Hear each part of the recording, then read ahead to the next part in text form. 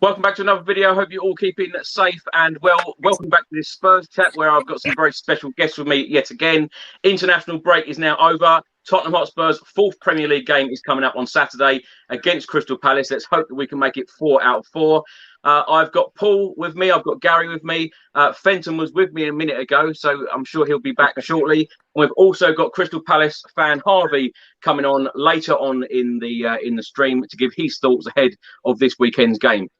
Paul, let's start with you. How's your week been? How are you? I'm very well, thanks, Chris. Hi, everyone, and hi to the viewers. Yeah, very well. Enjoying the fact that still top the league after 2 weeks. Like I said previously, before coming on air, nice to wear the shirt with pride and shove it up the Arsenal, so to speak. So, getting carried away. Still a long way to go, but yeah, enjoying it nevertheless. So, but tricky game Saturday. I understand there's been probably a few injuries that we would have liked to see over the international break, Sunny and people like that. So, gives the rest of the team now a chance to step up and show what they're made of. I did notice on a video as well. I don't know what Ndombele's hair is all about, but if it brings us, the good Ndombele, I'm all for it. So we'll get into all of that, Paul. Gary, how are you doing? Yeah, really good, thanks. Apologies if my Wi-Fi is not great. I've been having a few issues with it, but apart from that, football-wise, I'm really happy. I'll tell you what, I've been enjoying the last couple of weeks. Stop it. Do you know what I like most is all the memes and everything. I mean, I know some people say, "Oh, yeah, don't get carried away. It'll come back and bite you on the arse." Just enjoy the moment. We're top, they're bottom. You know, it's, as far as I can remember, I don't think it's ever happened before, is it? So I just think you've just got to go with it and enjoy it. And it was lovely seeing Harry Kane yesterday scoring the goal, what he did against the same goalkeeper we all know like to have a dig at Tottenham and Kane. So, yeah, brilliant. Not quite as good as his lob, but great goal. So I've been loving life. It's been good. It's been really good. Good stuff. Fenton, can you hear me now? Yeah, I've just gone on my phone because I don't know what's going on before. I'm here. Well, welcome back to another Spurs Chat, Fenton. How are you doing? Hey. How's your as the last few weeks been for you? It's been really good actually. I had a proud father moment. I took my 3.5-year-old to Spurs Man City at the stadium, and it was his first game. And he absolutely loved it. He was so well behaved. Excellent. And he can't wait to go to another game. So it was brilliant. I mean, it was by accident I took him as well, because I don't usually have him on a Sunday, and I thought, oh, it's going to be either a complete disaster or he's going to like it. And thankfully, it was the latter one. And I can't wait to take him again and we won. So yes, everyone around exactly. us. Welcome to the Spurs family, little Fenton, bless him. So brilliant, happy days. It's funny. I remember taking my son Harry to his first game. He was only 4. And Spurs beat Stoke 3-2 with Peter Crouch scoring a couple of goals. And I remember taking an iPad, colouring books, all sorts of stuff to think, if he didn't focus on the game, he could have entertainment. And he watched the game for the whole 90 minutes. He absolutely loved it. So real special moments, moments you never ever forget. Yeah. Paul, let's come to you. Now, of course, Tottenham Hotspur have won 3 out of 3 in the Premier League. As you rightly said at the start of the video, top of the Premier League. Beating Manchester City 1-0, Wolves 1-0, Watford 1-0. What have you made of Tottenham's start to this season? Yeah, very good, actually. I'm quite surprised. I wasn't expecting the players to settle so well under Nuno. Glad that he's starting off well, and the players that we all were annoyed with last season have stepped up. They're showing their worth for the team now, and long may that continue. I want to see us challenging like we do, but yeah, I've been really impressed. Good start. Don't get too carried away like we are. We know it's still a long season, plenty of ups and downs, but yeah, enjoy it while we can, and hopefully again another 1-0 win against Palace. But I'm hoping 2-1. Yeah. Paul, what do you think that Nuno has changed since he's come in? Well, for me, it's just the actual players. They seem more happier. I don't know if that was with Jose, his authority figure. They just seem to be playing with a lot more passion and pride, and a bit like Poch when he first joined us. When he says he's proud of the team again, I get that feeling from Nuno, that's what he's trying to implement into the first team now currently. You know, I love to see players playing with passion. I've said it before when we've had these chats. You know, I don't care if we lose as long as the players are showing that commitment. Yeah. You know, I'm happy. You know, I can happily accept the better team one of the day. Of course, I want us to win every game, but we know it's not possible sometimes. But just the commitment and the passion that we've got for the club, just want to see that from the players. Gary, let's come to you. After the last 18 months, of course, there has been so much negativity amongst the Tottenham Hotspur fans. The results, the way that we've played, the way that we've gone out of competitions. It feels good, doesn't it? The positivity seems to be back. Yeah, it's great. I mean, I think a lot of that negativity could be pointed at one Tottenham fan, but we won't say who that is. Alex. We love you, really, Alex. If you're watching, Alex, only joking. All right, mate. He's entertainment. We all love him. Look, we all bring something different, don't we? But do you know what? It's just lovely. I mean, like I said to you before, Chris, the thing with Nuno is the expectations were low. He was a lot of fans' 5th, 6th, 7th choice or no choice at all. And because of that, I think he's got like a kind of a free sort of hit this season. And because of that, I think he started so well. And there's a lot of things to take into account. I just think like what Paul touched on, his personality, the way he is with the players and stuff. I mean, Dele Alli, I mean, all right, he's not back to his best, but he's certainly putting a lot of effort in and stuff. And even Bergwijn looks a lot more confident and stuff. I had that feeling, like, I think I've mentioned it before. Do you know, if you're, whatever job it is, if you've got someone watching over you, you make mistakes and you get really nervous. And Bergwijn and Dele Alli, it almost seems like they don't have their eyes on them and they're not open for criticism as much with Nuno and Paratici and that. And I think because of that, they're able to express themselves a bit more and they're a bit more relaxed and enjoying the football a bit more. And that makes the fans enjoy it more. So it's been an amazing start. I mean, there might be a spanner in the works now, obviously with international and a few players, but I do wonder, Chris, a lot of this stuff that comes back in regards to Son, Bergwijn, I know a lot of that was said last season with Son, and then miraculously he was fit to play. So I wonder how much of that could be the club wanting them to not play the international games and then having them ready for the club games. So I'm hoping it might be a little bit of that as well. You know what I mean? So fingers crossed. Now, talking about positivity and talking about laughing, a lot of people are asking where Ramon Vega is. He will definitely be back on the show. I love it. I don't think I've ever lost it on a video before, but having him on. Wow. Chris, he was so amazing. funny. I just got to say quickly, because my wife was watching, I was laughing, and she's what I was saying this, but she didn't realise he's an ex-Tottenham player. And I was like, he's an ex-Tottenham player. And he was going with his wine and that, and he just didn't give a monkeys. He was giving Rick a bit of stick as well, last word on Spurs, which I thought, he took it well, but I just thought it was so funny because what can you say to him? He's a legend. He's a retired Tottenham player. You can't really say anything. You just got to let him have like free reign, haven't you? It was like the Ramos show, wasn't it? Yeah, brilliant show, and he's definitely coming back very soon. It sent me off to a smile. I had a bad day, and seeing that just made it all up Paul, for it. Didn't I message you, Paul, actually about that show? I think I actually did, didn't I? Yeah, about Ramos and stuff, because it was just so funny. So how many other people are talking with each other about it? You know what I mean? Yeah. Exactly. Fenton, let's come to you. Of course, you mentioned there taking your son to the Manchester City game, followed by wins against Wolves and Watford. Of course, going through to the Europa Conference League group stages as well. What have you made overall of Tottenham's season so far? Well, I mean, 3 out of 3. Who would have? I mean, God, who would have thought that? I did. Enough, I took my mum to the Watford game, so like I'm she got to experience a win. Let's say she hasn't seen them lose actually, which is a good thing. It's part and parcel, isn't it? No. Yeah. It's been great. I mean, the commitment the players showed against City was. I haven't seen that for a good couple of years. They wasn't amazing atmosphere. Yeah.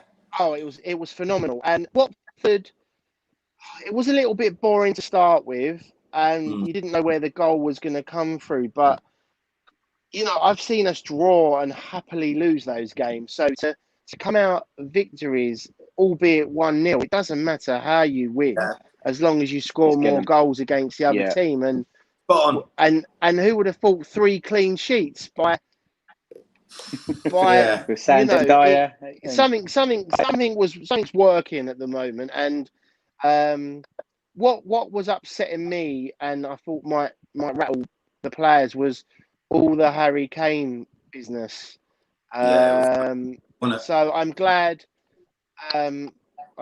that's kind of, but you know, it's only until January, I guess, which is probably it's only a few months away.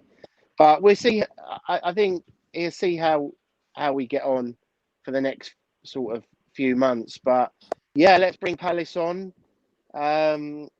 Saturday, and then we've got Chelsea and Arsenal. So that, and obviously we've got the Europa Conference games. Yeah. Benton, I just want to come back to you on that Harry Kane point. Do you really believe that it's only until January? Well, it's the way he said, I'm staying for the summer. Well, the summer is until the next, in my opinion, is until the January Christmas, the January window, I should say. I think it'd be more like, let's see how we're doing. But then again, this time, well, Christmas last year, we were top of the league. So, you know, and then what happened? So, I'd like to see him stay the whole season, because we've got a chance to actually do something. So he wants to do something. So why can't he do it with us? Yeah. Paul, let's come to you. But anyway, Sterling don't pass, so it's pointless going to City. Yeah, that's what he hasn't got said. Son with him, has he? That's what I said. You know what? You're spot on. He's like that kid at school that was really greedy with the ball, isn't it? He just doesn't pass. He don't pass to Kane. He does not. It's so pass frustrating to to watch. Yeah. They got Benton, quite good though with him, though. They lane very well, don't they? Benton, let me come back to you on Harry Kane. How can some people say that Harry Kane is not world class when he scores the goals that he does? How he is. Well, they're just silly. They're the silly Tottenham fans that make us Spurs fans like give us a bad name, like on all these. I weren't talking about Spurs fans. What? Who's saying they're not? He's not world class? A lot of people seem to say that. Manchester United fans, Manchester City fans, Arsenal fans, Chelsea fans. There's a lot of them out there. Did Lewandowski score last night? No. I mean, he is world class. I mean, he is. There's no. You can't even. Like, it's either you are or you're not, and he is. You can't. 100%. Like to score a goal like he did against Chesney, and Chesney's not a bad goalkeeper. But remember that goal we scored against Everton when we beat them 3-2 at one of the last games at the Lane. Yeah. And from nowhere, it just went in, and that's him and actually Son has got that in his bag as well. But more so Kane, if you're giving him that space, he's going to score, and thankfully he did. Well, he did last night. I mean, and he will do that for us. What I love about him, though, he draws more than one defender to mark him. It's amazing. And that goal he scored against Wolves at Wembley when we lost 3-1, went 1-0 up. That was class, that goal he scored. Yeah. Paul, let's come to you. What more can we say about Harry Kane? Because he always delivers, doesn't he? Yeah, what is there to say about Kane, mate? He's going to go down in folklore as a complete legend, like many of them that have donned the lovely Spurs shirt. I love him. I really do love his attitudes on the pitch. Off of it, people are, questioning it, but he is Mr. Tottenham through and through. We know his head's been turned slightly through City. I get it. He wants to win trophies, and last season you could say it wasn't going to happen, was it? And we made the sacrifice by getting rid of him before the cup final. So I hope he stays for another season. Hopefully wins the European Conference League, maybe a run FA Cup, League Cup, and I don't want him to go. I want him to stay and be, breaking records, winning trophies galore for us. But you can only keep the back so long. We've seen it with Bale, Modric, but the guy's unbelievable, Chris. You know, a one season wonder, and look, he's going to break England's record for sure, without a shadow of a doubt. You know, the man just oozes half the class games with probably passing. as well.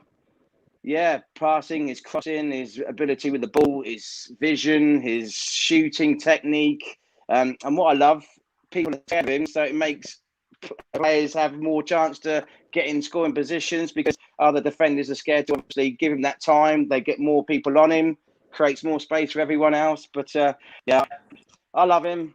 Wanted to say, but you know, we'll see. I won't be surprised if in a few weeks' time he has a new contract for him and there's some buyout clause. And if someone really wants him that much, up the money and he goes and marvelling.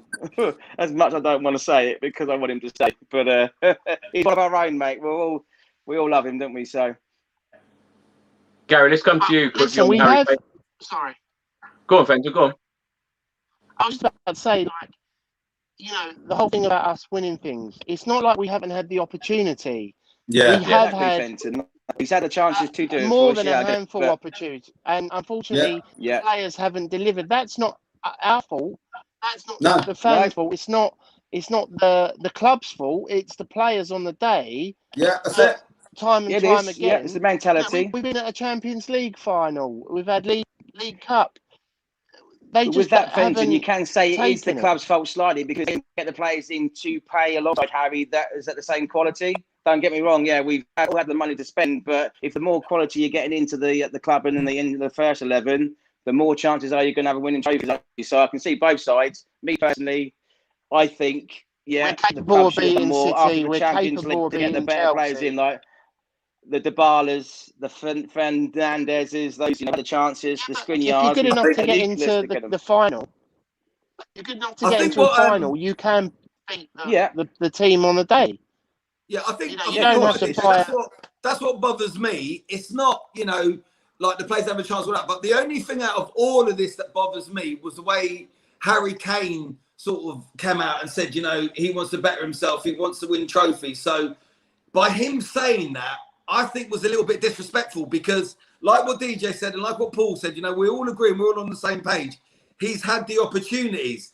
And there's no other player really publicly come out and said it like that. He did his Gary Neville interview and he put De Bruyne in the mix of that. And he's saying, well, I need to bet myself because I need to be at a club where I can win trophies. Well, like DJ said and Paul and me and Chris and we all say it, you've been to a Champions League final, you've got to semis, you got to the Carabao final, and you got to the Euro finals, where you're captain for England. So you've had opportunities. So are you going to not play for England again now and play for Italy? Because that's what you're saying with Tottenham. You see what I mean? Well, you ain't won trophies with Tottenham, so you're going to go to Man City because it's an easy card. That's the only thing I didn't like. Gary, Harry Kane just scored his 41st goal for England. He's now only 12 goals behind Wayne Rooney, 53 goals. Yeah. Surely he's going to do that, and he's going to do it very soon, isn't he? He's going to do it very soon. And you know what? I go back to what you said, Chris, and what DJ said. And you said a lot of people don't say he's world class, and it's not just other supporters, it's a lot of pundits and stuff like that. And I saw a pundit, I think he was on Talk Sport, saying Wayne Rooney is in a different level to Harry Kane. Let's just get one thing straight, right? The majority of fans and pundits do not like Tottenham Hotspur. Let's be frank about it. That's what it is. And I'll give you a perfect example, right? There was a game where who does Cody play for? We won that game and Cody got man of the match on the losing team, right? There was another example when we absolutely humiliated Man United. And I had to sit there afterwards and hear everything about how awful Man United were, how bad they defended, how poor they are as a team, how the manager needs to be sacked, how this shouldn't happen. Where was any credit given to Tottenham Hotspur in that 6-1 away win? Yeah, I agree. Come on, let's be honest about it. Because if Leeds had gone there and beat them 6-1, you wouldn't hear the end of it. Because when Leeds lose 6-1, they still say how amazing attacking football Leeds plays. And we go to Man U and win 6-1. We didn't get any credit whatsoever. I don't forget things like that. True. And I watch Sky Sports enough and listen to Talk Sports enough to know a lot of them just don't like Tottenham. But do you know what? I'm all right with that. I couldn't care less. Let Harry Kane stay for another year. Because personally, if we get top 4, regardless if we win a trophy or not, if we get top 4, Harry Kane is staying longer at the club. If we don't, he probably will leave. But guess what? No player's bigger than the club. We'll get over it and we'll move on. But that's the answer, what DJ touched on and what you touched on, Chris. That's why some pundits and fans say he's not world class, because Harry Kane plays for Tottenham Hotspur. Well, Kev agrees with you, Gary. He writes here, always an agenda against Spurs pundits, ex-players. Why do you think that is like that? I just, jealousy. I don't know what it is, Chris, but it's so frustrating. It's got to be. I don't know how, but yeah. It's just that you're come on, lads. You know that sometimes you can't watch a game on Sky Sports with listening to the commentary at half time or full time, even if we've won. Honestly, because some of them are so anti-Tottenham. It's so frustrating. I've seen wins there, and the first thing I do, Chris, is I'll turn off and I'll go on your show. I'll go on your YouTube update because we've won the game. You're happy and you're positive. That's what the pundits should be like. But like I said, if I've seen Leeds lose a few games and the pundits have been singing their praises when they've lost. I mean, how many games is there where the losing team, the player Cody, gets man of the match? It's just ridiculous. I say, Gary, some of us are positive when we win. yeah, some of us are. I will say Roy Keane, I think he's very level-headed, and he'll be, he's not too bad, and he says how it is. But I tell you, there's a lot of others on there. I'm not going to mention their names, but we all know who they are, and they are anti-Tottenham. And the perfect example for that, like I just mentioned, is you watch that 6-1. I've got the whole game recorded in the highlights, and you watch at half-time and at full-time, and I don't think there was any credit given to Tottenham in that game, and I find that astounding. You go to Man United, Old Trafford, and you get such a big win. And even when they compare the two, there's been a lot of stuff. They're always compared. The Aston Villa game in Liverpool and the Tottenham Man United game. We don't even get a look in. It's always the win against Liverpool, because it was Tottenham beating Man United. But if you actually weigh it up, it's like peaches and pears. There's not much between it, really. But we just weren't given enough credit like we should have been. That 6-1 away win, regardless of how we've done the rest of the season and everything else, that was not just a massive win, but the way we played in that game was amazing. And we're away to Man United, lads. I mean, that's absolute madness when you think about it. Do you know what I mean? Yeah. Exactly. They say that it was an empty Old Trafford day, wasn't it? It was in front of a full capacity stadium. No, that's the shame. And we all know what happened when they came back to ours. We know what happened when it came back to ours, but you can't deny the fact or take away the fact that we did go to Old Trafford and we did beat them 6-1. And we went behind 1-0 as well. To Sanchez. Was it Sanchez penalty? Second minute or so. Benton, let's come to you. Now, of course, we're now at the end of the international break, going into Tottenham's fourth Premier League game of the season in the early kickoff on Saturday, 12:30 against Crystal Palace. Trying to get our fourth consecutive win of this season. What have you made of the international break? Because, of course, there is lots of scare stories being published at the moment, all about Heung-min Son, about Oliver Skipp, Steven Bergwijn. Of course, you've got the situation as well with Christian Romero, Giovanni Lo Celso and Davinson Sanchez, all not able to play in Saturday's game. First of all, what do you make of the situation with Romero, Lo Celso and Sanchez? I've been keeping an eye on that, actually. I didn't really understand it at first, so I had to do some reading on it. It's typical stupid football players, isn't it? 100%. And I appreciate they think they're above everybody else. Want to play for their country. I appreciate they want to play for their country. However, we're in times at the moment with rules that need to be followed for health and safety precautions, and I just feel that they were a bit irresponsible. And if they knowing these guys, they probably didn't even know the rules in Brazil. They just sort of found out when they got there. It's probably too late. I can imagine that situation. And I wouldn't be surprised if that was the situation. It's not ideal, but we have Palace, Lo Celso and Romero. I'm looking forward to Romero, actually, because I think I might get his number on my shirt when I get a new shirt. I don't think it'd be it'd be those players would be missed too much on the weekend. Even Dabson, I don't think it's too badly missed. Players that I would worry about would be obviously Sonny. I'm always keeping an eye on him when Republic of Korea are playing, because I want to know to make sure he's okay. Get cotton wool out and pamper him. You know, I'm sure, you know, we could put someone else there. Skip, he's had a good start, but you know what? I mean, you three might hate on me for this comment, but I'm a Ndombele fan. You know, I think he's has a special gift. Oh yeah, I agree. Know what goes. Yeah, he's incredibly gifted. It's behind the scenes. Commitment and the attitude, isn't it? Really. Yeah. It's the only thing we're questioning about. I don't know. That's the thing, I think everyone's a big fan of him. I think a lot of people are just frustrated with him. Yeah, I love him. When he first came, I was so excited. And like probably the rest of you, I watched all the YouTube reels, everything. And, you know, who was that goal? When he played Man City, he was amazing. Or Sheffield United, that goal. Amazing goal. The debut goal against Villa. He tipped it over. Oh, yeah, that one. Sheffield United. Played well against Wickham. Yeah. But, you know, Fenton, going back to you, for a record signing like that, you want to be seeing, you know, performances week in, week out, don't you? But again, it's so Spursy, isn't it? Yeah, when you've got that sort of tag. But you know what? Let's give him, you know, Skip maybe out for a while.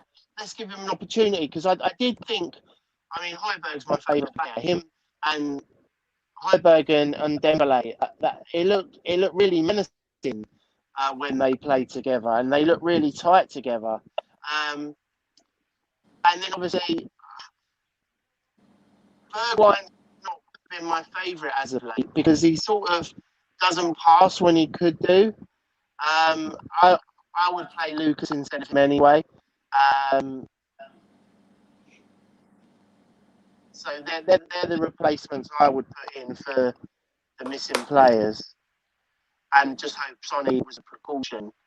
And again, it could be just to hype up Palace and make them, I don't know, change their selection or something. Paul, let's come to you. Paul writes on screen now, going back to talking about you know, the TV pundits and Tottenham Hotspur. Great comment. It's simple. They're all scared that Spurs will realise the potential and then have the major club and start dominating the rest. Don't forget, Roy Keane grew up as a Spurs supporter. Yeah, I knew that. Yeah. Good comment, Paul. No, yeah, it is what I'm, Paul. Yeah, definitely. Well, we all want to see it, don't we? We all want to see us really reaching our potential. We've said many shows. We've got the best facilities in the world. Now it's time to put that into action. The pitch. So, you know, we want to see the world-class players coming to our beloved club and taking us up. But obviously, the backing is done by the board, like I've said before. But, yeah, I want us to see us dominating, Chris. I want to be a force in the Premier League and in Europe as well. You know, that's why we support the club. And we have our dreams and ambitions every year. No different. Since as the last season was out, it's like, right, FA Cup, League Cup, the Europa, and hopefully challenging the league. So why not? Yeah, we hope. We can only hope. Exactly. What's the point of supporting a club that they have all the dreams and hopes? Yeah. Fenton, got to come back to you. Tom writes on screen now, who is this great new guest? Is it Golini? Of course, you've got his shirt on, haven't you? Yeah. No, it's Fenton G. Nice to meet you. Thank you for a nice comment. Gary, let's come to you. Now, of course, it looks like Davinson Sanchez won't be travelling to Selhurst Park on Saturday. Yeah. In my opinion, I think the back four have been exceptional. You know, 3 clean sheets in 3 Premier League games. Would you think now that Tanganga would come in to replace Sanchez, and then Emerson Royale makes his debut at right back? Well, I'd do that. Yeah. But, you know, just touching on that, it's not just about the clean sheets. They've not really made any mistakes. Do you see what I mean? That's the difference, because we kept clean sheets in other games, but they were making a lot of mistakes, but we were riding our luck and stuff. Like, I can remember some defensive stuff with Sanchez. I'm sure he headed it onto the crossbar once against I can't remember who it was. I don't know if it was Arsenal or there was like some of the defending was just schoolboy defending, but they're not only keeping clean sheets. They look, I never thought I'd say this, but Dyer and Sanchez look quite calm. You know, and Chris, you know yourself, whenever the ball used to roll to Sanchez, he used to have that thing where he got a bit, what I'm like when I have my pick and mix, all hyper. He just felt a bit, you know, but but I would definitely, listen, I think Tanganga needs to start for Tottenham. I think we got a player now, you know, all that, we touched on it before, putting him out on loan. I'm glad he stood his ground and said no, because he's the player for now. And bring in the other guy, why not? You know, I do think though, Chris, like I mentioned before, some of the injuries we're talking about and stuff like that, how serious are they? I wouldn't be surprised if Son played against Palace on Saturday. Yeah, you know, I agree. Some of that is tactical and stuff, and the club know what they're doing. You know, they don't want them going off playing all these games. You know, we touched on the Celso and stuff. They weren't meant to go anyway. So I wouldn't be surprised if Bergwijn and Son are actually all right. I don't know too much about the Oliver Skip situation, but I would bet my house on it that Son starts on Saturday. That I do truly think will happen.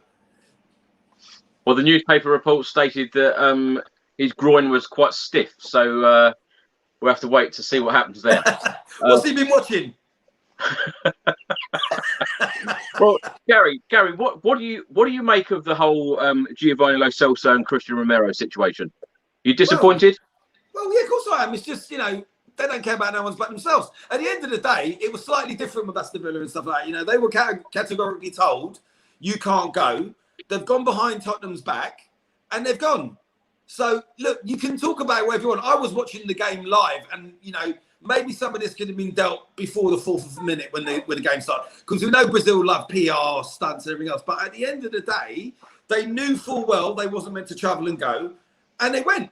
And especially, not so much the Celtics, but the other guys just come in. I mean, you start a new job and you do that. It puts Tottenham, Chris, in a difficult situation because you don't want to start off on the wrong foot, but he's not really giving the club any choice, is he? You know, it's just disrespectful, I think, is, you know, and we see it in the papers and everything every week with these footballers. You know, they think they're bigger than the club and they can do what they want. Look, we saw it Christmas time last year. You know, when Mourinho got Reguilon the big meeting because he was saying he was at home for Christmas on his own. And then he's pictured with his missus having a party with all the other lads. I mean, and you're posting it on social media. I mean, come on. You know, like, do they think they're untouchable or something? You know, at the end of the day, the club have got to come down on them at the end of the day. You know what I mean? They do.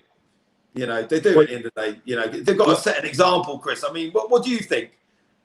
Well, the biggest thing for me, I'm very disappointed that we've now got to change our starting 11, particularly having won 3 Premier League games. You want to be going to Crystal Palace with the same team. You know, why change a winning team? And the Premier League made a statement stating that they didn't want any of these players to travel. They've gone against the wishes of the club as well. It's just very, very disappointing. And they knew that they would have to quarantine for 10 days. Yeah, they've now sent a fitness coach over to Croatia. You know, they're missing key games. And, you know, when they do come back, the big question for me now is, will Nuno Espirito Santo welcome them back and put them straight back into the first team? Do you think they will? Do you think Nuno will do that, Fenton? I don't, to be honest with you. I think you've got to earn respect and work to get your place back because, you know, the likelihood they're going to get replaced against Palace, we're going to win against Palace, I think. And I think then we've got the conference game and then Chelsea, so they might feature in the conference game if they're back in time. I don't know what the timings are, and then you've got a decision to make for the Chelsea game. Yeah, but it's not great. It doesn't set a good example at all. No, it's not. It doesn't. It's annoying. Fenton, want to stick with you.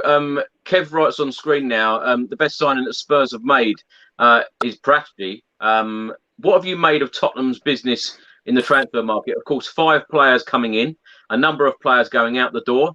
But the 5 players that have come in, of course, Pape Matar Sarr has gone straight back out on loan. But we've signed Galini, Hill, Romero and Emerson Royale. What have you made of Tottenham's business? Do you know what? It's been an active window, and most importantly, we've kept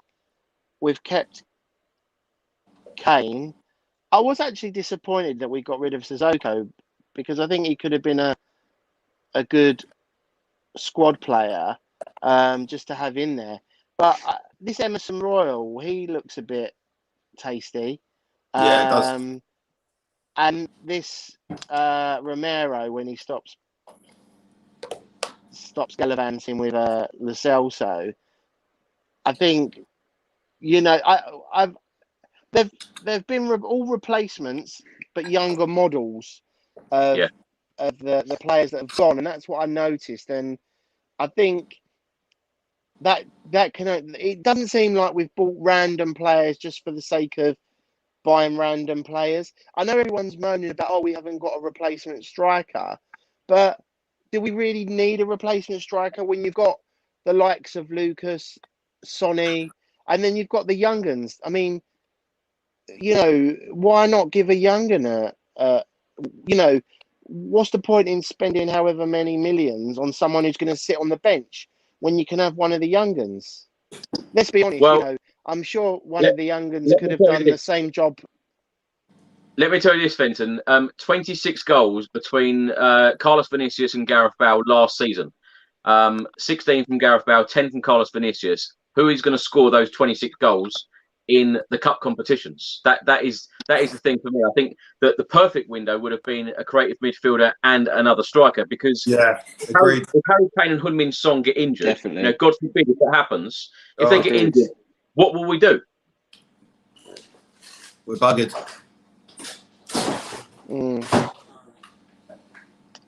Paul, what's your thoughts on that? Did Tottenham do enough in this transfer window for you?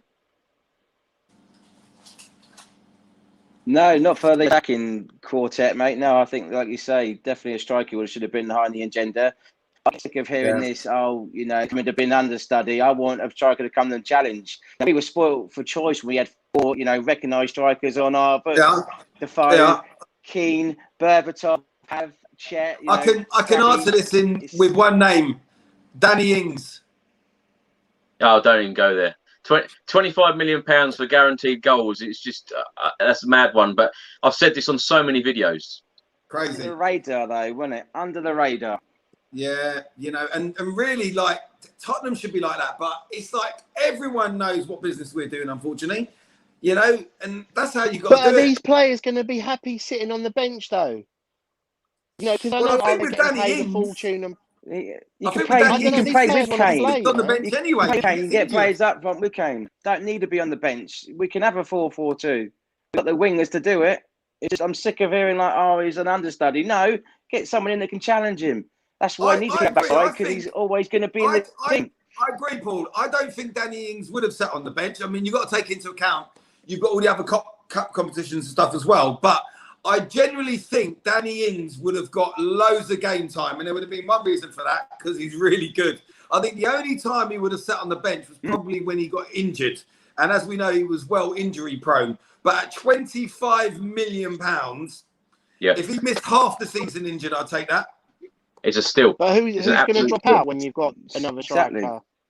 It's hard. It's not as easy as, oh, we need another striker, blah, blah, blah. It's just a tough. Yeah, it'd be great if we did have a striker, another one there. But let's not focus on what we haven't got. Let's focus on what we have got for the next till January. Oh yeah, definitely. No, I agree. 100%. Yeah, 100%. The thing is, Fenton, do you expect now that the likes of Steven Bergwijn, Lucas Moura, Dele Alli now need to step up and provide a lot more goals for the team? Oh, definitely, 100%. They need to get more goals. Will.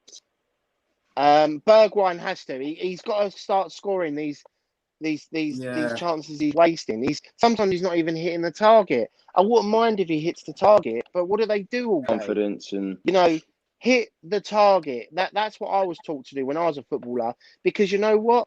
If he hits the target, Kane can follow up, Sonny can follow up, Dele can follow up. You know, anyone can follow up, but hit the target. Doesn't matter if it goes in or not. hit the target. He's not doing it, and it's frustrating. Yeah, it's getting closer, but it's just not quite there, is it? Paul, let's come to you. Paul writes on screen now. In January, if we get Kessie and Dybala, we're rocking. I tell you, all of us fans always pluck these names out of the air, don't we? And say, if only Tottenham had done, if only Tottenham signed these players, we would be fantastic. Do you think it would be a busy January transfer window? Because perhaps he certainly seems to do a lot of business, doesn't he? He's always on his phone.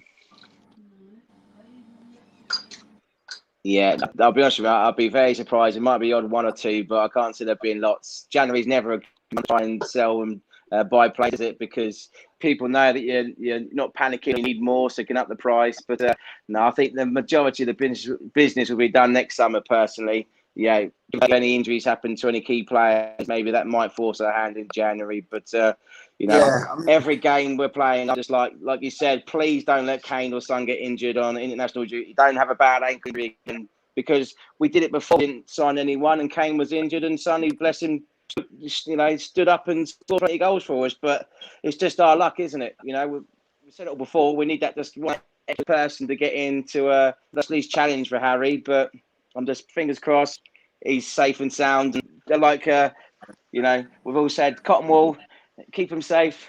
We need the season. Well, I can't believe started off in he started off in the Europa League, didn't he, Harry? When he was number 37. So why can't the likes of Scarlett get opportunities? Because if they're banging goals in the under whatever, I don't know, they might jump at the chance. Yeah, I'm sure they will get opportunities, though, Fenton, which is great, because the Europa Conference League will certainly give a lot of the youngsters opportunities, and we know that because, of course, midweek the squad was announced, and there's a lot of youngsters in there. Gary, let's come to you. Comment on screen now, and I can't believe we've got 42 minutes into a video, and I haven't mentioned that trophy word, and I'm now being forced to say it. If we get anything this season in terms of Champions League or any trophy, we should be thankful for Chelsea. Chelsea hijacked Daniel Levy and City in one move. Now, Gary, what are your expectations of this season? A trophy, Champions League to get back into the top four? What? I know what my expectations are and what I want, what I think we're capable of, but what we'll get is a different thing. I mean, I said to you at the end of last season, right at the beginning. That one's not been said before, do I? All right, okay. Well, I said to you at the beginning of last season, I thought we'd finish 6th and we'd win the Carabao Cup. Now, this season, I genuinely think we can win the Europa Conference Trophy. Do I think we can get top 4? If I'm completely honest, I think we'll just fall outside the top 4. But do I think it's possible? 100%. Like I've said on these shows before, Chris, we were woeful last season and we were 5 points away from getting top 4. If you remember back, I know it opens up like wounds, but if you think about the Newcastle game where it should never have been a penalty, that's 3 points. And you think about the West Ham game where, any other day Harry Winks clears it, 8 minutes to go. I know it's bringing up bad memories.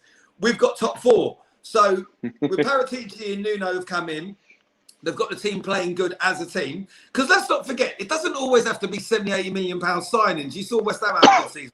We've seen Leicester win the league. It can happen. If the team are on the same page and they're playing well, I do think we could definitely win that Europa Conference League. And I really hope the longer and further we go into it, the players and the manager and everyone take it seriously. Because I know top 4 is important for them and it's the main thing, but for the fans and also not just for the fans, but for the club and for the players, a trophy would bring confidence. I mean, at the end of the day, you win the Europa Conference Trophy. Gets it off her back. Yeah, do you know what I mean, Paul? It's still a trophy. We ain't won since 2008. I'll say it instead of you tonight, Chris. It's a trophy. It kind of puts that to bed. Everyone's going to have their opinion on it. Oh, it's only exactly. 3rd tier cup. It's only this. But you're damned if you do and you're damned if you don't. We go all the way. We win it. I'd rather be in something not like us. We don't care what their opinion is. And then with that, we go for top 4. And I think we can do top 4. It's possible. Now, what a great question here from Faz on screen. Defence is stronger, or credit to Oliver Skipp and Pierre-Emile Højbjerg? Fenton, let's come to you. Of course, 3 clean sheets in the Premier League. Is it all down to the defence, or is it down to giving great credit to Skipp and Højbjerg? Do you know what? I wouldn't say it's or at all. I think what Gary pointed out, they're playing as a team, and they haven't played as a team for quite a while, and they're starting to gel again. So I'd say it's a mixture and organisation from somewhere. I don't know where from, but it's a mixture of both. The defence are, they're not making those mistakes that they were making 10 in a game of, and it's a mixture of the midfield knowing what they're doing and knowing their jobs. And a bit of organisation, and that was showing in the games that I went to, which was only the two home games. But I did watch the Wolves one as well, but I can't remember that one. But it looks like it's a mixture of both. I wouldn't say it's a or. Well, now I want to get on to previewing Tottenham's game this Saturday against Crystal Palace. Delighted to welcome to the stream Harvey from the Red and Blue Site YouTube channel. Harvey, welcome. How you doing? Hello, gents. Yeah, all good, thank you. How are you all doing? Hi, Harvey. Now, Harvey, all right? Nice to meet you guys. Nice to meet you. I bet you're loving being on here with all these Spurs fans, isn't you? It's different. It's different. I'll give you that. I bet it is. It's not Arsenal or Chelsea. It's all right. We don't mind you. Yeah, we're not as bad as Chelsea or Arsenal, so you're all right. The little ones down south. Well, Harvey, 3 wins out of 3 for Tottenham in the Premier League, sitting top of the Premier League. I couldn't, not say that on this video. Crystal Palace so far played 3, 2 draws and 1 defeat. Talk us through Crystal Palace's season so far. Well, it's been a really busy summer for us. Obviously, I feel like, and a lot of Palace fans feel, it's the start of a new era at the club, and not just with obviously the obvious one with Vieira coming in as manager, but just the whole ethos behind the club at the moment. Last season we had the oldest squad in the league, and we've really tried to fix that this summer. We've had some really good young signings, which have brought a lot of excitement to the fan base, which is something we needed, because I think the last season under Roy Hodgson, we were all quite flat come the end of it.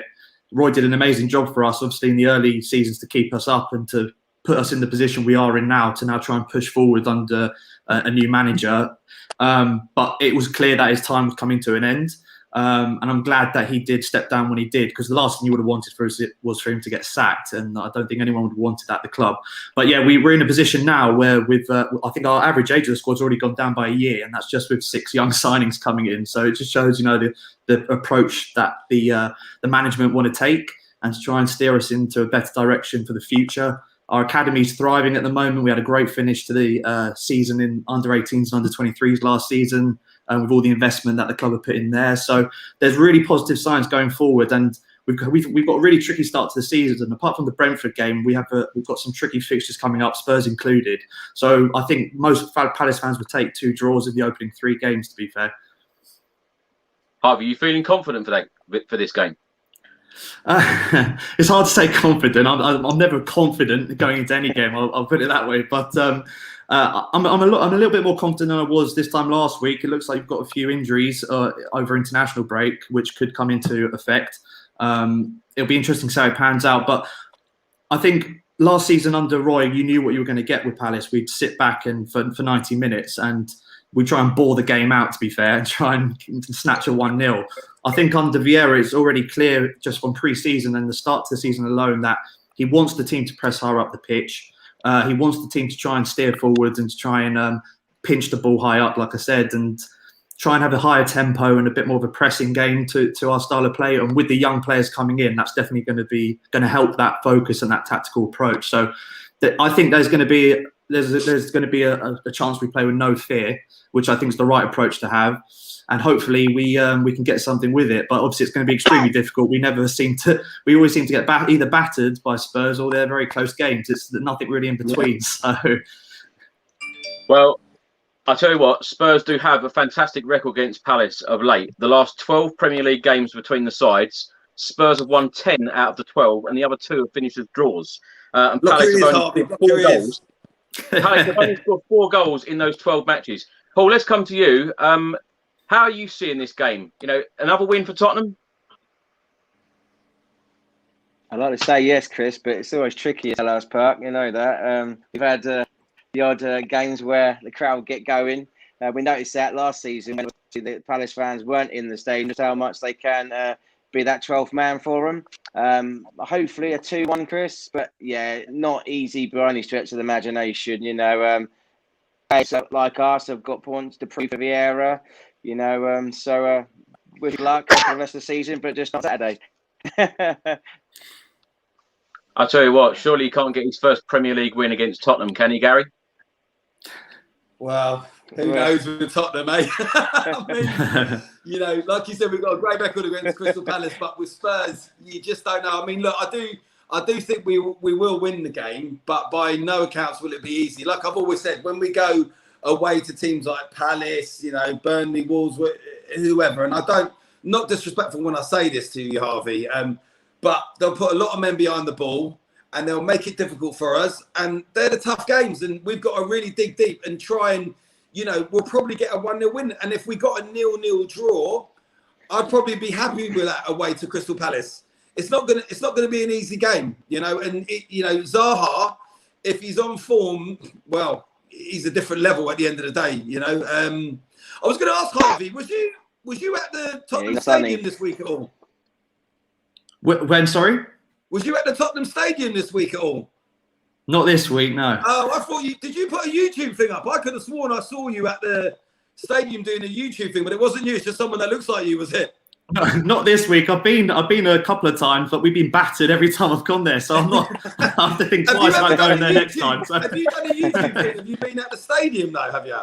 Yeah. I've got a channel. So I was at the first game. Obviously, we played you on the first game at the new stadium, and it was amazing night. Obviously, not for the scoreline, but for us. But it was an amazing occasion. That was the 2-0 win, was it?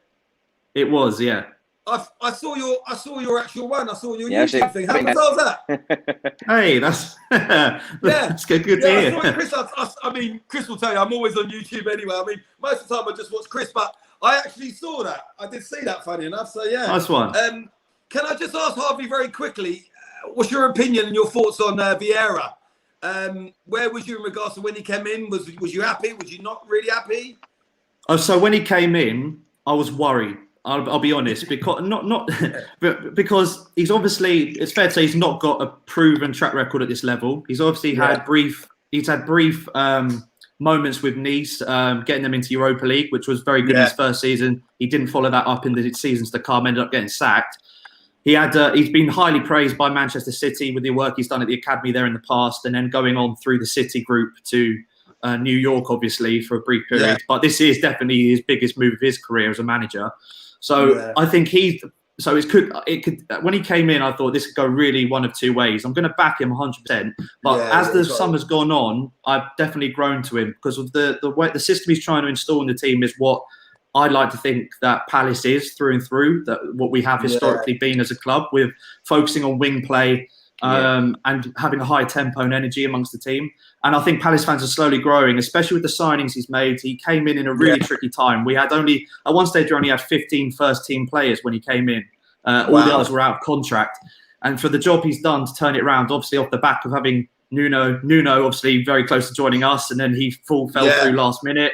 And then obviously Lucien Favre as well, he fell through last minute, and you're like, this isn't going to happen. So for Vieira to take the step up when he did as well, fair play to him, he could have easily just palmed it off. But it looks like he's put a lot of effort into this summer, and it's starting to show. Yeah, I'll tell you what, Harvey, probably you and a lot of Crystal Palace fans are probably, when the press conference comes before at the end, you're probably just grateful you don't have to listen to Roy Hodgson anymore, aren't you? You're just like, it's a breath of fresh air. No, I loved Roy, but it was just, it was his time to go, unfortunately. I love him. I think he was a great manager, but you almost knew what he was going to say in the end. He was just like a scratch record, really, wasn't he? He was. Yeah, it was on. I think it was coming to an end. It was clear to see. But yeah, Vieira at the moment, it's looking good so far with what he's trying to instill. Yeah, I like it. I don't like that on camera. I don't like who he played for and stuff, but yeah, I do like him though. I do like him. Harvey, there's a question on screen for you from Kev. Interested to know who Harvey sees as his rival, being a Palace fan. Who are your big rivals? Who do you hate playing against? Got to be Brighton. It's Brighton. It's Brighton are rivals. They are the big one, and I could spend a good hour explaining why. So I'll try to. It all stemmed from the 70s, and it stemmed from proper hatred. So it is one of the most underrated rivalries in the league. It is normally skimmed over by Sky Sports and BT, and they put it on a Monday night, but they don't really know the history behind it. They don't really sum it up for fans. For neutral fans, it is a very, very heated rivalry. So yeah, we don't like each other. Put it that way. You know, this weekend, Palace become the first ever Premier League side to play 4 London derbies in a row at the start of a Premier League season, playing Chelsea, Brentford, West Ham, and now Spurs. There's a very funny comment here from Tom. The panel: Pochettino, Stefan Freund, Henderson. Harvey, you now look like Clark, and of course, you look like Galini. Fantastic. Henderson, didn't I? Was it? Yeah. A lot of the viewers like to say who we look like, so it's quite funny. I love that. Harvey, any So team news? I'm quite happy. Team news. Well, I think a lot of Palace fans are hopeful. I'm not sure if he will start, but Odsonne Edouard obviously signed on deadline day from Celtic. A lot of fans very happy about that, especially with the price we've got him for. I think it was about 12-13 million pounds. And seeing as he was tipped to go to Leicester for about 40 odd million less than 2 seasons ago, obviously I think that's fantastic business. The main question is, can he do the step up from the Scottish Premier League to the English Premier League? Massive step up for any player. But at 23 years old, definitely worth a chance with that price. I think it's a great bit of business. He looks likely to start, and obviously having this international break to work with Vieira and the team and the players that weren't on international duty, he's got a good 2 weeks to work on the system and things like that. Gallagher will continue in the midfield. What a start to season he's had. 2 goals against West Ham, which got us the point, and he's been. I know it's only 3 games in, but player of the season so far, just for the sheer amount of work, box to box. I wouldn't be surprised if you see him 1 minute in our box and then 5 seconds later up the other end trying to put a shot on target. He's been everywhere so far. Brilliant loan signing, and one that's already a fan favourite so far. So I think you could see a plethora of new signings featuring against Spurs that haven't played before, and. All in all, obviously, Zaha's going to be playing. A chance, Elise, who we signed from Reading in the summer, he had a bit of an injury and we signed him, but he was the young player of the season in the Championship last season. Again, we got him for about 7 million. It's an absolute sniff. And I think that, honestly, if Elise starts, Edwards with Gallagher in behind, there's a lot of energy there, and a lot of fans are excited to see how they get on. So I'd look out for new signings.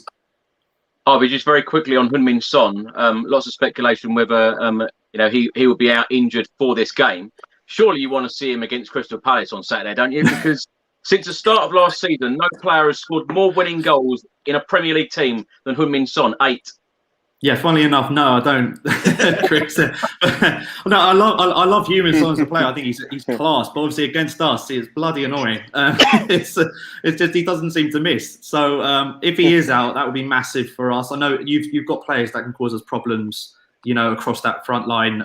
So if he is missing, you're gonna fill him in with a player more than capable to cause us problems. I know that, but it does help when he's had a goal scoring record. We're definitely a good team for him. So that will give us a boost. I'd like to think so. I'd like to think that the team have seen, if they see that possibility, or if they see the team sheet come out an hour before kickoff and he's not on it, that will give the players a bit of a boost, I hope.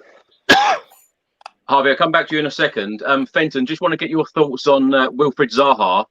Because, of course, this is a player that Tottenham Hotspur have been linked with a number of times in recent years. But in the 12 games he's played in Premier League history against Spurs, not 1 goal against us or 1 assist. What do you make of Zaha? Would he be a good addition to the Tottenham Hotspur squad? In my opinion, I like him as a player, but if he can't deliver against us, what's he going to do for us? Would be my question. you know, I'm sure there's not many teams in the Premiership that haven't scored as least as Palace. So even though if he doesn't score, he should be assisting for someone else to score. So no, I can't really. If we really wanted him, I think we would have bought him by now. Yeah. Harvey, do you still see Zaha as your star man? Is he still the star man down there? Oh, 100%. And I think any fan that says differently aren't thinking straight, because he hasn't had a slow start to season this season. He's not played very well in the first 3 games, and that could be for a number of reasons. I think he's changed his agent again for probably the 10th time since we've been in the Premier League. It's clear that he does want that big move, obviously, in his career, and to try and thrive. Obviously, Man United didn't work out for him. I think he wants that one big move to try and prove himself at that level. And I've always said, if a top 6 team, a European side, comes in for him and gives him that opportunity, myself and I'm sure most Palace fans would really wish him well and want to see him thrive at the top, because we know the talent that he possesses. On his day, the consistency thing has always been an issue with Wilf, and that maybe is the reason why a team hasn't gone big on him with a bid. And I understand that, but give this guy a chance and the freedom to express himself up the pitch, and he is on his day unstoppable. And I he's a club legend. Palace fans will always back him and will always big him up in every game. Obviously, there's at the top level, goals and assists are key, and that is something that he's been working on. In the last few seasons, his goal contributions have been better, but in the big moments, he probably doesn't. Harvey, do you know what that was? It was as soon as his brother and himself linked themselves to Arsenal. That's when it all went wrong. Yeah, I know it was a bad move on his part, I think. Very bad move. It's just been all downhill since then. You've got to get that Arsenal cobwebs out of him, and then he'll be back to where he was. Because I think that was a voodoo for him. It's ever since this. He's been kitchen the Spurs Chat, though, hasn't he? Eh? Yeah. As a young kid, he was. If I remember correctly, once. Oh, did he? I didn't know that. Yeah. So I think he's a great player. I really, really love watching him play. He's just one of them players. He can change a game just like that. I really rate him. But like you said, Harvey, some players, it just takes a bit of time. Things have changed. I think there was a stage where he did look to take a move. I mean, in some ways, the Zaha situation is, obviously it wasn't as advertised as much as Tottenham, but it's not going to be. No disrespect to Crystal Palace and Zaha. Yeah, of course. But before you came on the show, I touched on it with Chris. I mean, most of Sky Sport News and that hate Tottenham, and I don't think they hate Crystal Palace as much. So I would look at it like that. But I think the two things were very similar, and I think he just needs to keep his head down, and I think he'll get back to his best, because I really rate Zaha. I think he's a great player, personally. Yeah, obviously, I was just going to say, obviously, goals and assists are massive at the top level, and that's what he does need to work on consistently. But he offers so much more than just goals and assists, and I know that doesn't count for most teams up at the top level. But what he can do, like off the ball, and just in terms of like getting bums off seats, in the ground, causing excitement and getting the fans ready to go just by doing a drop on the shoulder, a bit of skill. He's that flair player that can really bring something to a team. So, Ivor, what's your expectations this season? What do you want from Crystal Palace come May? It's a tricky one, because when Vieira came in, it was immediately just staying up, and I know it's a bit of a weird one, because obviously one of the reasons a lot of fans were unhappy come the end of Roy Hodgson's tenure was that the lack of ambition that he was showing and the lack of ambition the club was showing to try and push up further up the table, and not just be in a relegation dogfight every year. Or even though we haven't been in the bottom 3 for I think 3 seasons now, we've always been lingering in the bottom half of the table, and it's a bit frustrating that we aren't showing that ambition to go forward. We are now, which is why a lot of fans are very excited. But because exactly, and because it's a young squad. An inexperienced manager, you have to say in his first season, staying up and having the foundation to go again.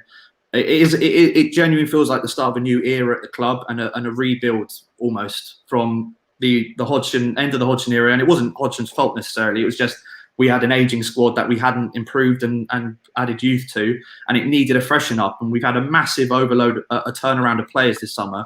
So naturally, all these new faces coming in, you've got to focus on staying up first and foremost and go from there. Harvey, before we let you go, just want your thoughts very quickly on Tottenham's season so far. Are you surprised that we're sitting top of the league, 3 out of 3? To be fair, I am actually quite surprised because I thought when Nuno came in, no. I thought with what's happened in the past and when Nuno came in, I didn't think you'd start off on the form you have and on the run you have going, winning these games. I know that again, some of those games it's not been comfortable win. Like the Wolves game, I believe was quite a close game, and you came away with 3 points at the end of it, and you made it. It was a scrappy game, but you got the 3 points. That's all that matters, and that's something that I think Spurs have lacked in the past. Obviously, you had an amazing start last season, and you couldn't keep that going. And the argument there is perhaps Spurs in those games where it's nitty gritty and it's very close. You don't get the result at the end of it. You don't try and grind it out, and you can't see the game through enough. And maybe that is probably the difference between Spurs being a consistent top 4 side and challenging potentially for the title and being where you are at the moment, just going bouncing between the two.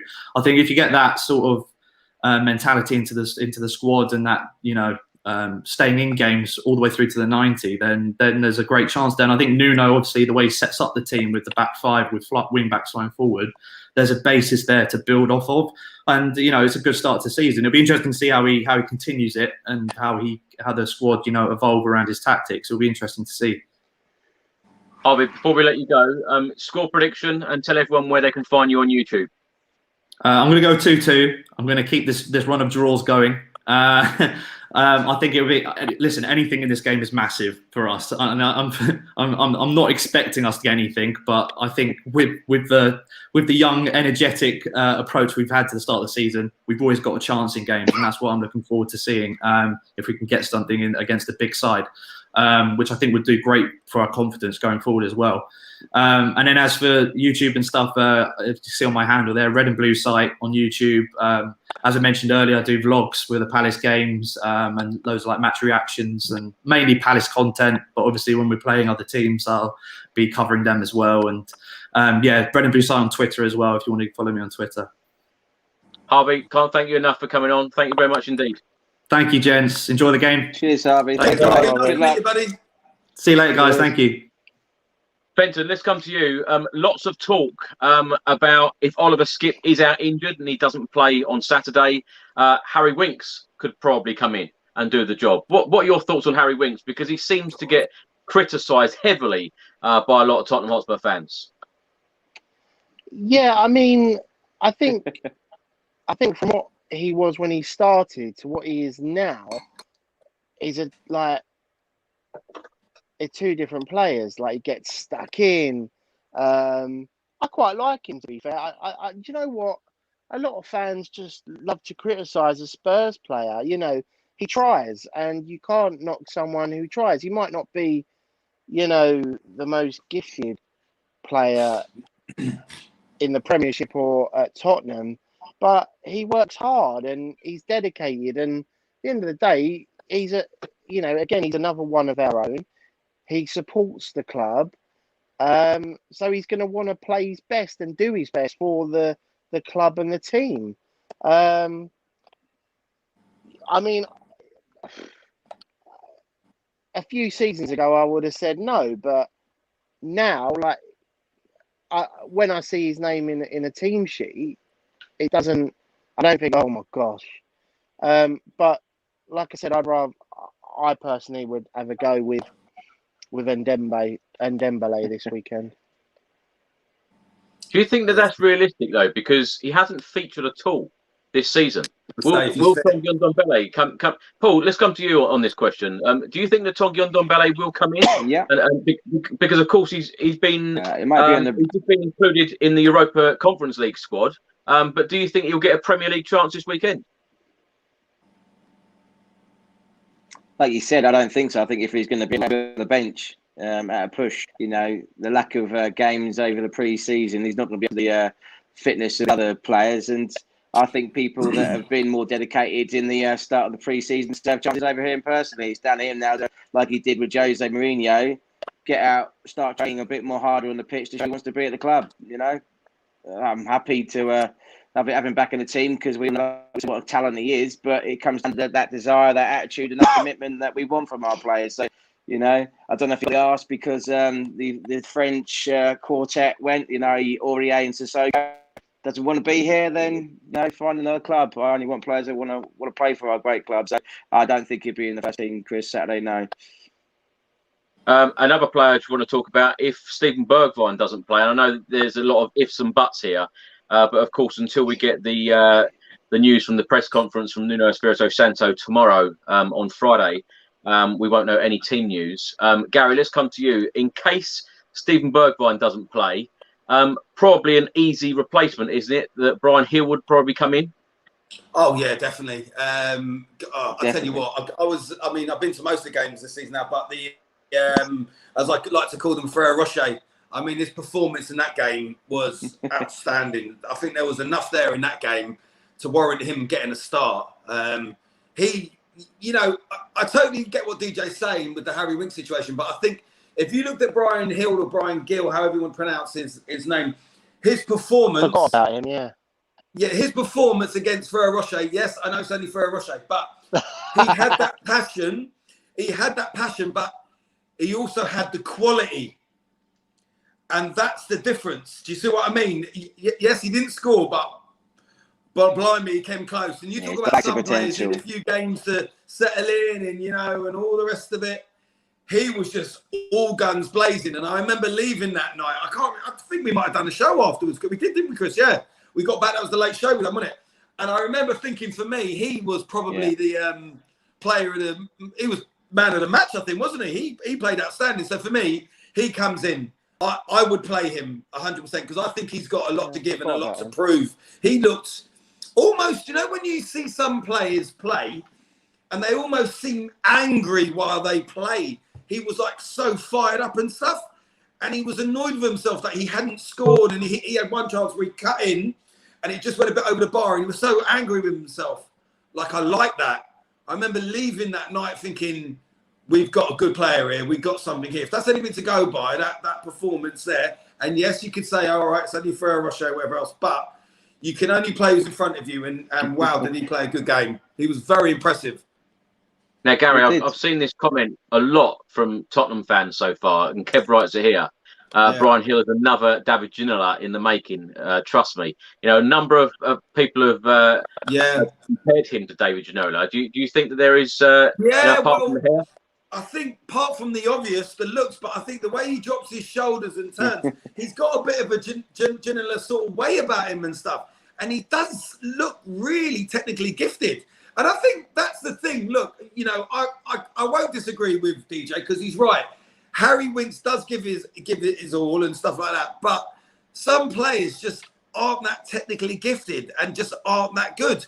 And it's not because lack of effort. They're just not technically gifted. And we've seen the players over the years, we've seen the ones that, try their utmost hardest, but for whatever reason, they're just not, they haven't got the talent. But Bryan Gil or Bryan Gil, is it Hill or Gil? Bryan Gil. So Bryan Gil, when you look how he plays and the way he turns and drops his body and shoots, I'll tell you what, I think he's going to be a really good player for Tottenham. I really do. And I would. What would you do, Chris? I'd start him. Would you start him, Chris? I think if everybody's fit, I would play exactly the same team as the last game. Yeah. But of course, we know that Sanchez won't be there, so that change has got to be made. But I think if Steven Bergwijn doesn't play, I think that Bryan Gil has to come in, doesn't he? Yeah, 100%, 100%. And I wouldn't be worried about that. I wouldn't be worried about that. And I know, like what DJ said, when you see, I know a lot of fans will say when they see Winks on the team sheet, their reaction is not like DJ's. But when they're going to see Bryan Gil's name on the team sheet, I think their reaction is going to be pretty good. But, you got to give him time and see. We can only go by what we've seen. But what we've seen so far, he looks a good talent. He looks really good. And he looks strong. He's strong on the ball, He goes in for tackles and he's not easy to get off the ball, So he's got strength and power behind him as well. So it looks good. I like him. Fenton, I'll come to you on this one. Now, David is actually on the Spurs chat after the Crystal Palace game. So if Harry Winks does play in the Crystal Palace game, I'm sure this show will be very entertaining. David writes here, Harry Winks does not give his all. He goes all-hearted in tackles. Watch him. Like I said, Fenton, earlier, a lot of fans are against Harry Winks, and a lot of fans would have probably been very happy if he had moved on this summer. Are you surprised that Harry Winks had, has stayed? Because clearly he wants to fight for his place. You've got to give credit to him. Like I said, he supports Spurs. I mean, I think I'd do the same if I was in his shoes. If I support the club that I love and I play for the club that I love, I'm going to want to fight to stay there and play. And you can't, not everyone's going to be, it's horses for courses. Not everyone's cup of tea, but you know what? It's nice to see a player not give up at the hurdle and go, oh, well, I'll just go to another club then. Well, that's just my opinion, I try and be positive about all the players in the team because obviously I support the club, and I can only go on what I see. I'm not with the players day in, day out, every hour of the training session. I don't know what goes on behind closed doors. I can't second guess why certain players are picked and certain players not, and you just have to trust in the manager and the coaching staff what they do. If we lose, then it's very easy, or we don't play well, it's very easy to say, oh, he's this and he's that, or another player's this and another player's that. But I'm sure they don't go out their way to play badly on a. No, do you know what, DJ? Saturday. And I'll, I'm not a Harry Winks fan, but I will say I watched over the 3-0 win for Roche, and our first goal was down to Harry Winks. I mean, did you see that tackle Winks put in to get that ball to then? I mean, that was all Harry Winks there. Give credit due where it was due. I mean, that was Harry Winks, isn't it? That is the thing. That's a very good point, Gary. When Harry Winks does do something well, he doesn't really get any credit, does he? Yeah, no, you're right, Chris. It gets missed. And I watched that earlier today, and I said to my wife, I said, you know what? I'm glad that DJ was talking about Harry Winks because, look, I just very quickly, I think what a lot of Spurs fans and maybe even the management have been guilty for in the past, we get a little bit, what's the word? Is it sentimental? Or, we're like it when Vinicius was there and stuff, and we want to keep the players and we give them the benefit of the doubt and we back them and we say, DJ, I'm not, criticising what you say, but what you say is what a lot of the fans say. He's Tottenham born and bred and everything else, and that's great, and I get that. Did but they say ultimately, that? Oh, I didn't know that. Ultimately, if he's not good enough, he's not good enough, and I think that's why he's not first choice. I think he's good enough for a squad player, and I think in the Europa Conference games and stuff, great, let's use him. But I don't think he's first choice. But I will say, in that game where we won 3-0, he had a good game as well. And let's be honest about it, and let's be fair. He didn't get hardly any credit in that game, Chris, and he deserved some because he did really get our first goal. And he did go in for them tackles there. And I know a lot of people say he doesn't go in for tackles, and we've seen that. But in that particular game, maybe he knows, he's almost out the door and he's got to really fight for his place. And at the end of the day, DJ, Paul, Chris, you'll all agree, that's what we need. We need players who are thinking, definitely. Do you know what? I'm not going to get back in this club. I'm not going to be able to play in this team. So I've got to give everything because I think we've been guilty over the last few years of players can just relax and think, well, I'm going to be picked on Saturday or Sunday or whenever it is. So I don't need to worry. For the first time now, since Paratici's in and Nuno, well, a little bit we can say with Mourinho as well, players are having to fight for their places. But shouldn't that be how it should be anyway? Right from the start. Yeah. And I think not good enough, you're not in. I think, also we do need squad players. We can't get rid of all the squad players because then we won't have a squad. And then we'll be relying on our first 11 all the time. So, it's very easy to say, oh, well, he's not good enough. But then, you're going to have a squad full of different level of players. Some are better than others or, but you can't just... Yeah. I think that fans are very fickle and they forget that it's it's not that easy running a football club and being on the coaching staff. You know, you've got to have a balance, and I think, you know, it's better to keep him than not have him and then replace him with someone that possibly won't even be half as bad as people make Yeah. it. Let me just comment to David, Chris, because he's a regular on your show, and I love David. And David, look, I totally agree. I'm not by any means saying because he played good in that Ferreira game, that's it. He should be first picked and everything else. But what I'm saying, David, is like what me and you just touched on, Chris. When he does have a good game, or he does go in from tackles, no one gives him any credit. And I think that's the problem, you know. And I think, you know, any of the other players, I think, you know, let's be honest about it, right? Let's be clear about it. Winks probably isn't good enough for the first team. We know Højbjerg is good enough for the first team, but Højbjerg made a few mistakes and Reguilon made a few mistakes, but everyone tends to remember the Winks mistake against West Ham for obvious reasons. But I think it's harder for Winks to get rid of it. Now, that might partly be because he's made a lot more mistakes and he's half-hearted with the tackles. I get that, and that's why I totally agree with what David's saying. But I also think, like what DJ said, we need to have a big squad. And although he might not be our first choice, like what we touched on earlier, when players are going to get injured and stuff, if another player is coming in like Harry Winks, who we can say is not our first choice, if he thinks this is an opportunity for me to maybe get a chance in the first team, then that's only a good thing. Do you know what I mean? That's only a good thing for the club and hopefully for him and for the fans.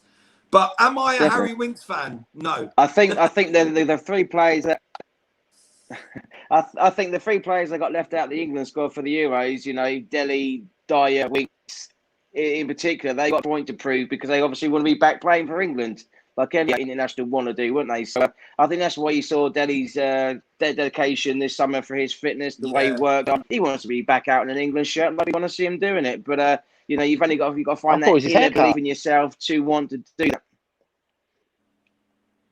Paul, in your opinion, because of his hair. What does Harry Winks need to do to stop getting slated by all the Spurs fans? What does he need to add to his game? Well, more goals, more. I don't know, energy as such. He does give a lot of it. Just, I think he's never going to be world class. No thanks to him. Loyalty will get you only so far, but he's never going to be world class, is he? So, you know, for us. I think the only way Harry Winks is going to stop getting the fans ridiculing him and slagging him off is he's got to change his name. There's nothing else. There's nothing, because I don't think he's going to improve his game that much better to not get criticism. And let's be honest about it. He's never going to become an amazing international player, is he? Let's be honest about it. So I think he'd have to change his name. But, you know, he's with the club and he's with the team, and as long as he's with the club and with the team and his name's picked and he's in the team, you've got to back him, haven't you? You have to. You got to back him. Yeah, of course you got to back him. You've got to back all your players. From Lucas here, do you think we're winning the Premier League? Maybe on Championship Manager. It's not April yet, is it? Maybe on FIFA. Yeah, I don't think we're winning the Premier League. We might win the Conference League. I don't know. Is that a no then? That's a no. Yeah, that's a no from me. I don't think. Yeah, it's a no from me. But you know what? As much as I'm optimistic and you know, I'd back us. Right, let's get into you know what? Go on, Fenton. Yeah, it'd be lovely to be in the top four. I think that's all I could wish for this season. That would be amazing.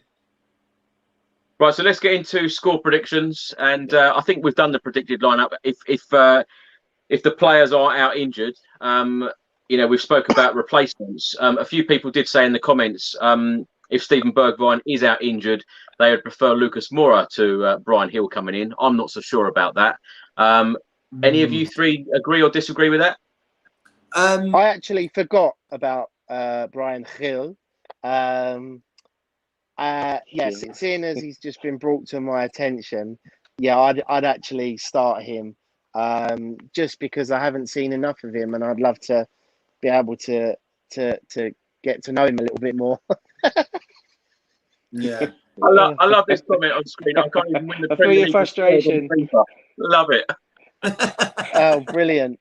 Put it on amateur, you'll be fine. Put it on amateur, you'll be fine. Spencer, let's start with you. Let's get into score predictions. Are you feeling confident that Tottenham are going to make it 4 out of 4? Do you know what? I am actually. Regardless of injuries we may or may not have, and players out for quarantine reasons and what have you, I think it will be a tough game, but I think we're going to nick a 2-0. Another Brilliant. clean Another sheet. clean sheet. Fantastic. Kane and Dele. Fantastic. Super confident. Paul, what about you? I think it'll be a closer game. I think I can see goals either end. But like I said previously, you know, with the 12th man at Selhurst Park, because of their full stadium, they're quite close to the pitch. It's a bit like what we got at our place, mate, Fortress. A bit more harder game, but I'm going 2-1 Spurs. I think our goalless duck will be broken. I think there'll be a soft goal like they normally are at Palace, you know, lack of concentration possibly, or a deflection or something. But yeah, 2-1 Spurs, mate. And I'm going to go, if Kane's playing, Kane to get both. Yeah, I agree with you, Paul. I'm going for 2-1 as well. And, you know, wouldn't it be a great feeling winning 4 out of 4 in the Premier League, staying top for another weekend? It would be fantastic. Gary, what about you? Definitely. Yeah, I'm pretty confident with this. We've got a very, very good record against Palace. Like we spoke about earlier, Zaha is not the Zaha from, well, you could even go back as 2 years ago, really. And, you know, Vieira, I don't think he's got enough in his locker and stuff to really set the team up to give us that difficult game. So I think Tottenham will win. I think we're going to keep another clean sheet. I think we're going to win 2-0, and I think Son and Kane will get the goals. Fantastic. And Gary, of course, you've been to games this season. You know, what's it like being back? Because, of course, you know, during lockdown, it was very difficult for everyone, was it? It's lovely to be back in the stadiums. Yeah, I missed it. It was tough. I absolutely loved it. I mean, that first game, Tottenham Man City, wow, it was just absolutely amazing. I was right near the away fans. I can imagine. Yeah, you know, right. Yeah, you're making me go funny. Yeah, made it even more special. You know, no one really. I think even a lot of Tottenham fans only thought we'd draw that, and I knew we were going to win it. Like you, Chris, you knew. You know, and I said we'd win it, we'd get 1-0, we'd nick it in the second half, Son, and we just have a knack of playing against Man City. But I think, you know, with Tottenham, I think some fans can get a bit disheartened when we play as good as we did against Man City, and then you go away to Wolves and it's a totally different game. But that's football, and that's Tottenham, and that's what it's like when you play Wolves these different and teams. Palace, And they're all games. They're not. You know, easy. we're going to play They're Palace. Not going to go and dominate. You know, this is it, Paul. We will beat Palace on Saturday, but it's not going to be a free-flowing, you know, really exciting, great game to watch. But we're going to get the job done. But Chris, just touching on it, yeah, being back at the stadium, and you know what? For me, I don't care if it's Premier League, Europa Conference League, if it's the first few rounds of the Carabao FA Cup.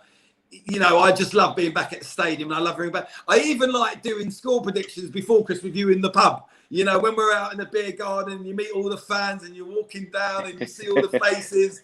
It's just all part of the experience. I just love it, like all of us do. We eat, sleep, and breathe them. You know, absolutely love it. Well, I think a few people looked at us like we were crazy when we predicted a 1-0 Tottenham win with Heung-min Son to get the goal, and we were right.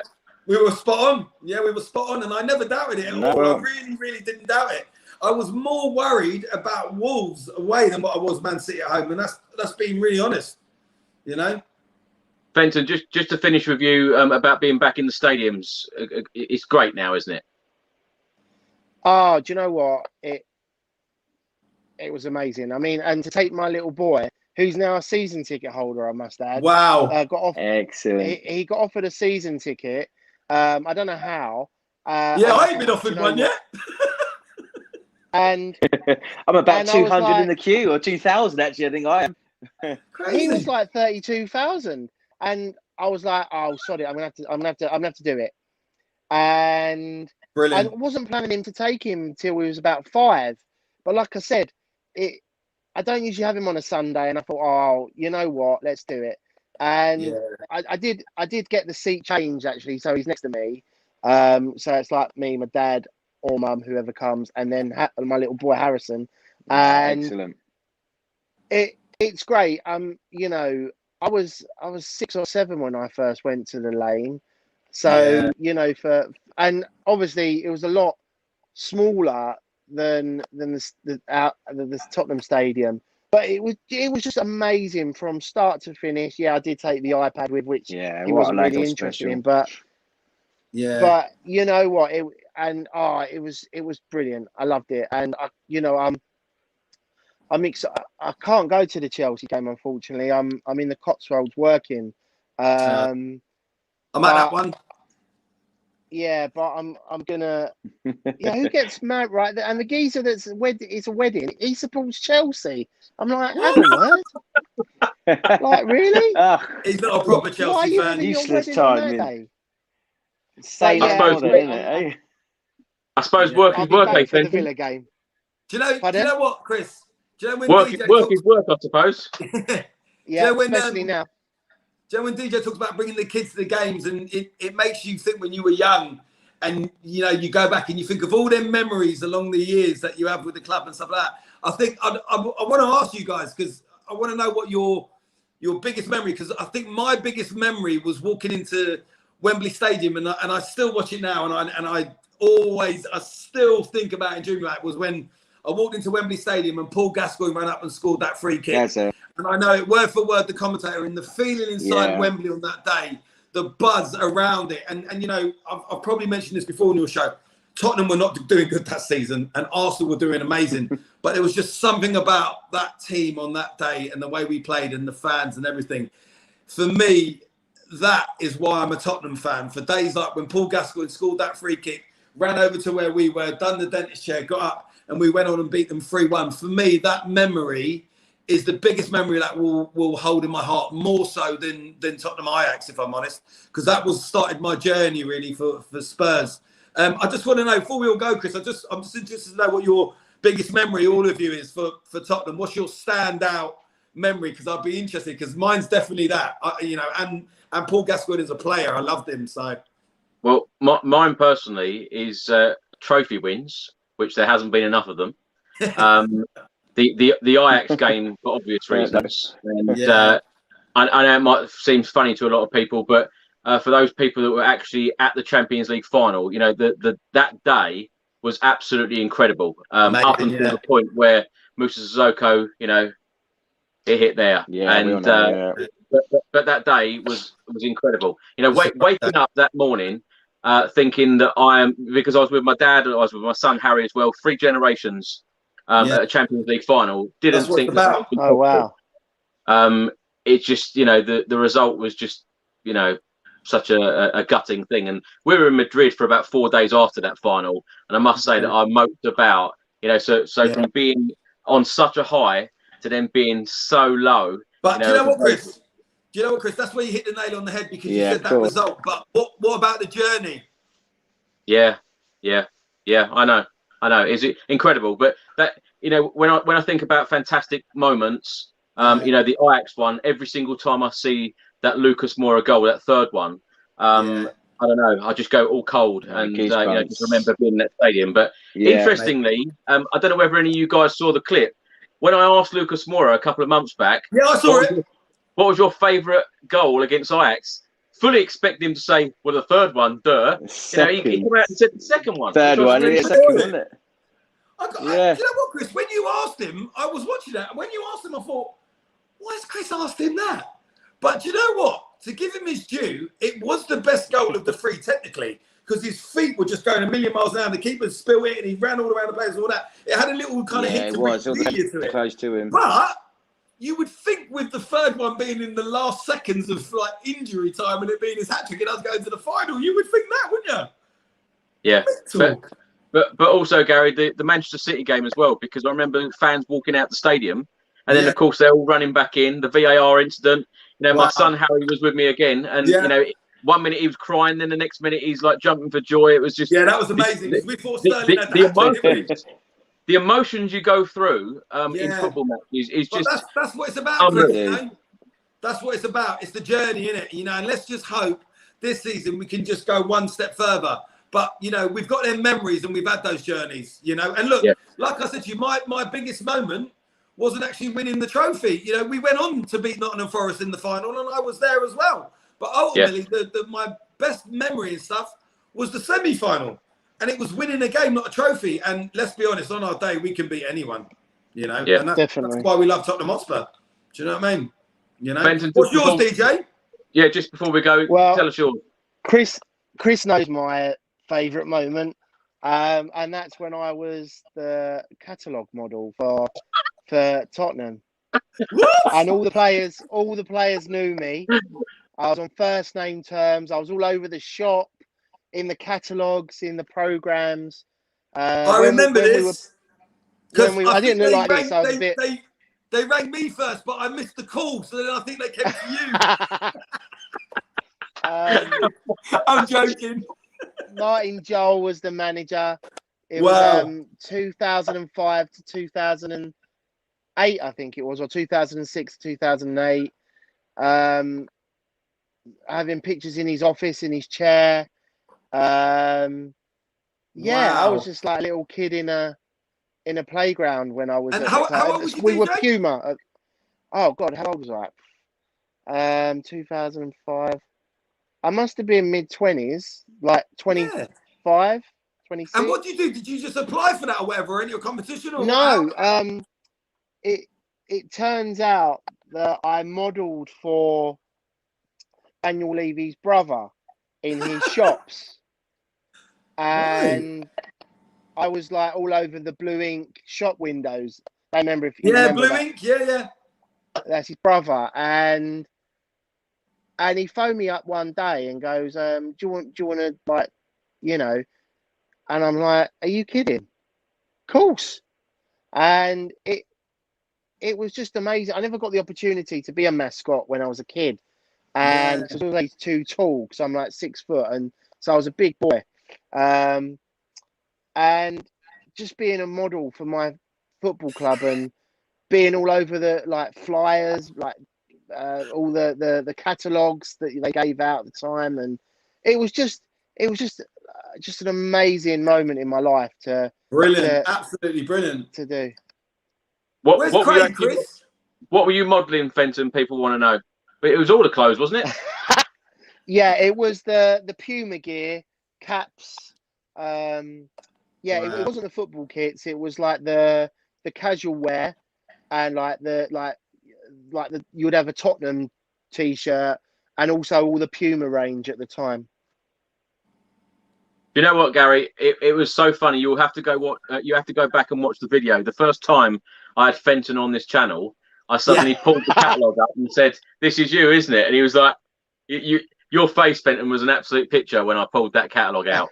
Oh my God! I couldn't believe you had it still. I couldn't believe it. Did you get tipped off about that? That's brilliant. I collect I collect everything to do with Spurs that most people would throw away, and I collect it. So I'm the same. I've seen your like folders and stuff sometimes when you do your all the stuff you do, and I can see them all shelved and listed, and there's absolutely thousands of them, isn't there? Yeah. Unbelievable. Where's Paul? We're not going to find out what his greatest memories are. I think his battery has died. So I'll have to WhatsApp him then and ask him, because otherwise curiosity killed the cat. We'll have to get him on again. But Gary, thanks so much for joining us again. Loved it. Anytime, Chris. Nice to meet you, Gary. I love being on the show. And Fenton. And you, DJ. Gary. Lovely to meet you, mate. And it's just I feel privileged. I'm talking to a catalogue model of Tottenham Hotspur. It's unbelievable. Former. Well, you still done it, mate. Gary, I think you can actually match that. I think you can tell Fenton what you do. Well, I don't think it's as impressive as what DJ Fenton's done. I mean, I work for the Dream Boys, so I perform on stage. Oh wow! I don't model very much. Let's just say I have a flag in front of me, and that's about it, and a bit of oil and cream and stuff. But I've got to be honest, I don't think that's as impressive as modelling for Tottenham Hotspur. If I could choose out of the two, I think I'd rather model for Tottenham Hotspur. They Dream Boys and models. I tell you, you get them all on this channel. I'll tell you what, Chris, you're getting all sorts on this show now, aren't you? That's impressive, though. That's really impressive. I love that. Fenton, feel free to promote your services. Tell everyone what you do. I'm an international DJ and music specialist. I DJ mainly private events, so it could be weddings, engagements, birthdays, bar and bat mitzvahs. I also do a lot of work for football clubs, so it'd be great to connect with anyone who wants to find a DJ. I'm on social media. Facebook is Fenton G DJ. Instagram is /Fenton G. And yeah, you just put Fenton G in the search engine and you're bound to find me. Thank you so much, Chris, for having me. I'll tell you what, Fenton, it's just nice to be back out there doing what you love and entertaining and stuff, isn't it? Because, God, for a long time it was difficult, wasn't it? It's, I mean, touch wood, I've been so busy the past couple of months, and long may it go forward, you know. Unfortunately, I do miss a lot of Spurs games when I'm really busy, but sometimes I think I've got an event on when we play Villa because it got changed, but I think because it's an early kickoff, it's a 2 o'clock kickoff, I can get to the game and back before I go to work. So but I mean, you know, family and work sometimes it just gets in the way of football in Tottenham. That's how it is. But you know, like if you're not at the game, you'd always try and catch up with it at some point, or you jump on Match of the Day. And let's be honest, if we lose, I don't watch anything. No, I don't watch. Yeah, but with Sky Go, it's always in your pocket, isn't it? Really, even if I was working and I couldn't get to the game, I'd always have like Sky Go on, like on my iPad next to me, like when I'm setting up or during work. I mean, I've watched many games like that. I think it was the Chelsea game when we smashed them at Wembley. Can't remember. Sorry, guys, a bit of a power cut there. Do apologise. Here he is. Hey. Here he is. Sorry, I always try and catch it. Well, Paul, we've just said our goodbyes, so you might as well come back in and tell us your favourite Tottenham memories. Yeah, I wanted to know what it was, Paul. Yeah, mine has to be, mate. Unfortunately, my father passed away in 2019. It was the first time he ever took me up to Tottenham as a young lad. It was back when it was, like you say, Gaz Lineker, Gascoigne, Paul Stewart, all those ones. So to have that experience now and all the sentimental things that come with it, you know, very heartfelt and touching. But there's been many. I love Ledley King's testimonial when we was up there watching that. Obviously, Wembley for the 91 semi-final and cup final was when I really felt the passion of being a Spurs fan. And it's just been far too long, really, unfortunately. You know, Arsenal getting a hand on that lovely FA Cup trophy again. But there's been many, like you say, the Champions League semi-final. Again, thought it was an omen. I thought it was my dad looking down on us saying, all right, I'm not here, son. But here you go and celebrate a Champions League final with your team, and I'm there with you in spirit. But it wasn't meant to be. But I keep dreaming. But you know, love the club. Like we mentioned earlier, Paul, we didn't win it, but we got the memories and we got the journey. And isn't it funny when it comes to Tottenham and like results and stuff, and when we go into, we compare it and think about family members and friends, and we've got all our superstitions. I don't know about you, but there's so many like weird odd things I do and everything else. And you kind of almost talk yourself into, right, this has happened because of that, and we're going to win it because of this. And you know what? It's real life and it's football, and it doesn't always happen like it's going to happen. You know, I go to Tottenham a lot and think we're going to beat Chelsea, and we don't. It's just for whatever reason we don't. But I'm going to go to the next game I'm at. I might be at the one with you, Chris, obviously, where that's going to be an adventure. But I'll be at the Tottenham Chelsea game, and I will go into that thinking we're going to beat them. There's plenty of pick and mix. Yeah, with my pick and mix, and I have all the confidence that we're going to beat them. But guess what? If we don't, we don't. I'm still going to support and love the club, and you know, you'll be a bit upset and down, but you get over it and you move on, isn't it? I'll tell you what, Gary, that's going to be a trip and a half, isn't it? Next week to France. Wow. Yeah, Paul, me and Chris go to France. I mean, wow. I can't wait. What can go wrong? Yeah. Me and Gary in France. You'll end up in Belgium. It's like, it's going to be Del Boy and Rodney, isn't it? Oh, classic. Who's don't who? bring any stowaways with you. I don't know who's who, to be honest with you, but it's going to be like the Jolly Boys outing. I just hope the car don't blow up like the coach did. Funny enough, my dad was called Derek and Del Boy, and everyone loved him and said he was Only Fools and Horses. So he actually went in the Only Fools and Horses Robert Reliant in Hurst. So as a send off. So dressed up. So it's an omen, mate. Definitely. How mad is that you was talking about your dad and we mentioned that and all those things?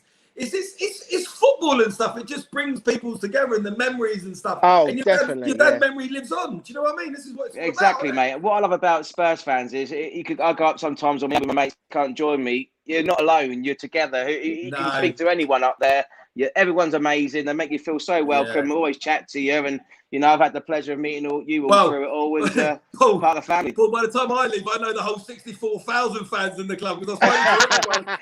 One scene, Gaz, never forgotten, mate. I'm telling you.